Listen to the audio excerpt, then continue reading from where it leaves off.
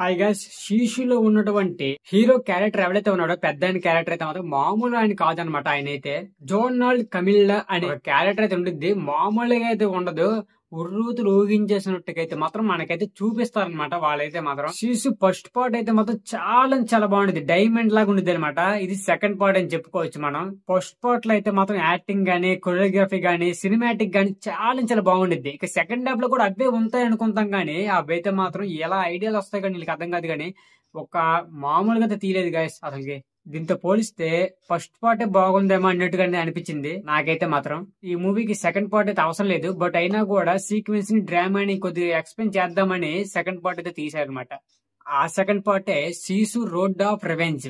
కొన్ని action scenes అయితే మాత్రం చాలా బాగున్నాయి. శీషు ఫస్ట్ పార్ట్ చూసిన ప్రతి ఒక్కరికి అయితే శీషు సెకండ్ పార్ట్ ఏదైతే ఉందో రోడ్ ఆఫ్ రివెంజ్ అనేది దాన్ని అయితే మాత్రం ఎంజాయ్ చేయగలుగుతారు. యాక్టింగ్ గానీ, సీక్వెన్స్ గానీ, జోనస్ అనే యొక్క యాక్టింగ్ కూడా మీరైతే ఎంజాయ్ చేయగలుగుతారు. కానీ ఎవరైతే ఫ్రెష్ గా శీషు యొక్క రోడ్ ఆఫ్ రివెంజ్ అనే మూవీ చూస్తున్నట్లయితే చాలా కష్టంగా అయితే ఉంటుంది అని నేనైతే చెప్తున్నా. ఏమీ ఎక్స్పెక్ట్ చేసుకోకుండా వెళ్లే వాళ్ళకి అయితే ఈ మూవీ అయితే బెస్ట్ అని చెప్పుకోవాలన్నమాట. ఎక్స్పెక్టేషన్ వేస్తే మాత్రం పెట్టుకోకూడదు.